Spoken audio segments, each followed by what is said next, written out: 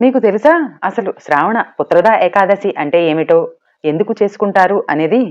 శ్రావణ మాసంలో శుక్లపక్షంలో వచ్చే ఏకాదశిని పుత్రదా ఏకాదశి అని అంటారండి. సంతానం కోరుకునే దంపతులు ఈ వ్రతం ప్రత్యేకంగా పాటిస్తారు.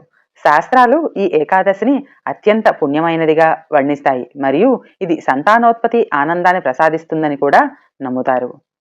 పురాణాల ప్రకారం పూర్వకాలంలో మహిష్వతి నగరాన్ని మహిజిత్ అనే శక్తివంతమైన ధర్మనిష్ట గల ప్రజాప్రేమి అయిన రాజు పరిపాలించేవాడు. ఆ రాజు తన ప్రజల సంక్షేమం కోసం సర్వం చేసినప్పటికీ తన జీవితంలో ఒక బాధాకరమైన లోటును ఎదుర్కొన్నాడు. అతనికి సంతానం లేదు. సంవత్సరాలు తరబడి యజ్ఞాలు, వ్రతాలు, తపస్సులు, దాన ధర్మాలు చేసినప్పటికీ సంతానం లేకపోవడంతో రాజు తీవ్రంగా దుఃఖించాడు. అతడు బ్రాహ్మణులను, ఋషులను సంప్రదించాడు. ఒకరోజు తన కుటుంబ పురోహితులతో కలిసి మహర్షి లోమేషుని ఆశ్రమానికి చేరుకున్నాడు. మహర్షి రాజును జాగ్రత్తగా పరిశీలించి తన దివ్య దృష్టితో అతని పూర్వజన్మ రహస్యాన్ని వెల్లడించారు. మహర్షి ఇలా అన్నారు: ఓ రాజా, నీవు పూర్వజన్మలో చేపలు పట్టి అమ్ముకుని జీవనం సాగించే ఒక సామాన్య వైశ్యుడివి. దురదృష్టవశాత్తు ఒకసారి నీవు శ్రావణ మాసంలో శుక్ల ఏకాదశి నాడు భోజనం చేసి ఉపవాసాన్ని విరమించావు.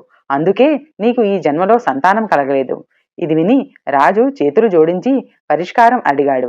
మహర్షి లోమేశుడు ఇలా అన్నారు: నీవు శ్రావణ శుక్ల ఏకాదశి వ్రతాన్ని సరిగ్గా పాటిస్తూ విష్ణుమూర్తిని పూజిస్తూ ఉపవాసం ఉంటూ రాత్రి జాగరణలు పాటిస్తే నీ పూర్వజన్మ పాపాలన్నీ తొలగిపోయి నీకు తేజోవంతమైన సంతానం కలుగుతుంది అని.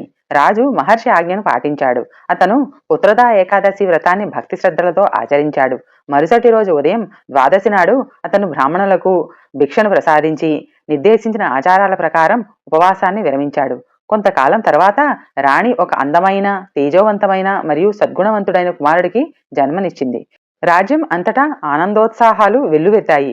అప్పటి నుండి ఈ ఉపవాసం సంతానం కలగడానికి మరియు కుటుంబ అభివృద్ధికి అత్యంత ముఖ్యమైనదిగా పరిగణించబడుతోంది.